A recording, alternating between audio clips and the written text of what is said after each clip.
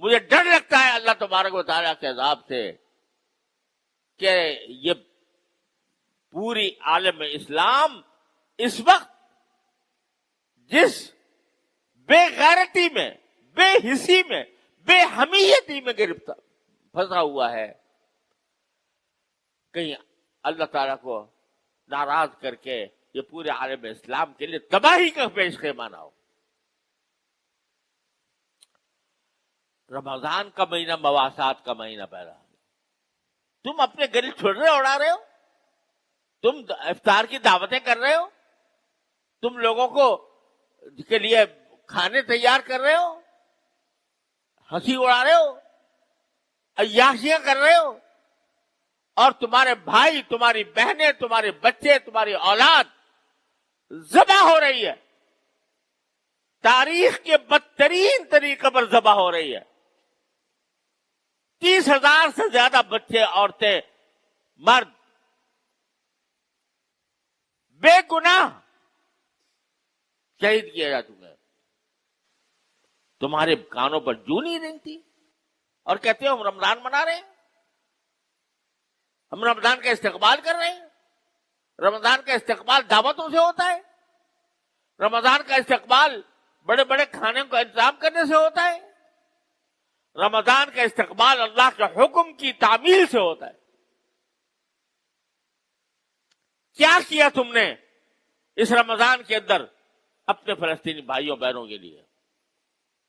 کسی نے، ہر شخص اپنے منہ میں ڈال، اپنے گریبان میں منہ ڈال کر سوچے کیا کیا اس نے؟ ان کی مدد کے لیے کوئی ایک پیسہ تم نے خرچ کیا؟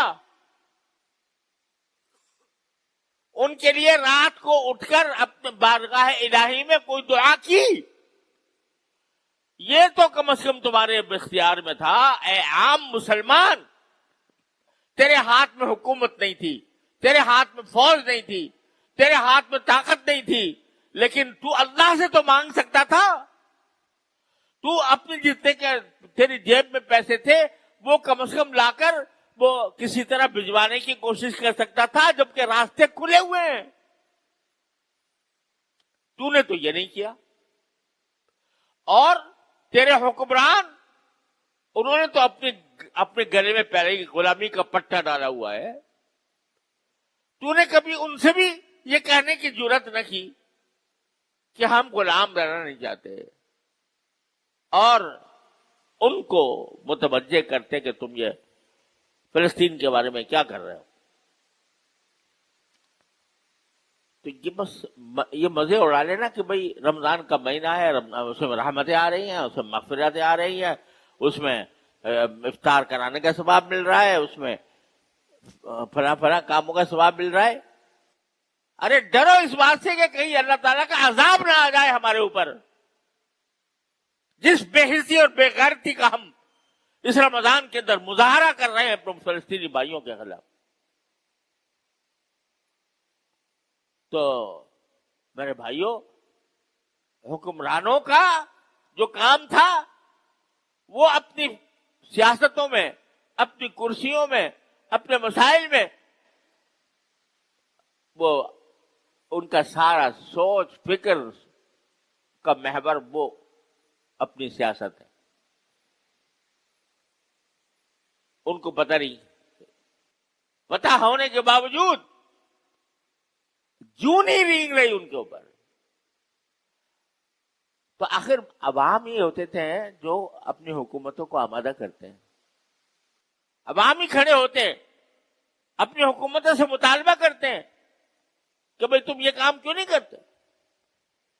ذرا مہنگائی ہو جائے تو لوگ سڑکوں پہ آ جاتے ہیں، احتجاج کرتے ہیں، نعرے لگاتے ہیں، اور اتنا بڑا ظلم ہو رہا ہے۔ مسجد اقصی پکار رہی ہے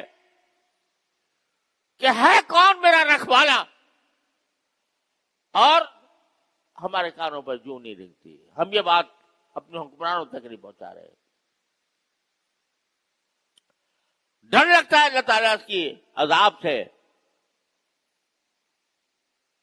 تو میرے بھائیوں، اس کا شعور پیدا کرو، اس فریضے کا شعور پیدا کرو غلامی کا جوا اپنے گردن سے اتارنے کا شعور پیدا کرو، اللہ تعالیٰ سے رجوع کرو، اللہ تعالیٰ سے مانگو.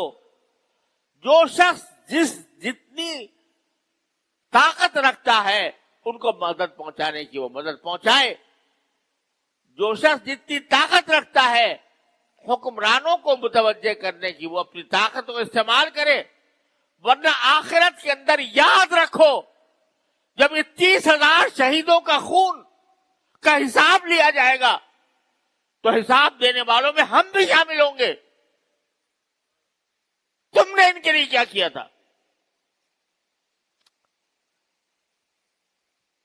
اتنا نہیں ہو سکتا تم سے کہ تم ایک دن کی آمدنی کا 1 روپیہ تم ان کے واسطے مخصوص کر دو اور اپنی آمدنی میں سے کچھ حصہ اپنے مظلوم بہن بھائیوں کے لیے پہنچانے کا انتظام کرو. یہ بھی اگر نہیں ہو سکتا، اگر یہ بھی نہیں ہو سکتا تو مسلمان کہلانا چھوڑ دو اپنے آپ کو. اگر اتنی غیرت تمہارے اندر موجود نہیں ہے تو یہ اللہ تبارک و تعالیٰ کے کرم کا مہینہ ہے. اگر اب تک غلطی کوتاہی ہوئی ہے معافی مانگے، توبہ کرے اللہ تبارک و تعالیٰ کی بارگاہ میں اور آئندہ کے لیے عزم کرے ان باتوں کا جو میں کہہ رہا ہوں. اللہ تعالیٰ اپنے فضل و کرم سے رحمت سے ہم سب کو صحیح فہم عطا فرمائے اور اس کے مطابق صحیح طریقے کے مطابق عمل کی توفیق عطا فرمائے.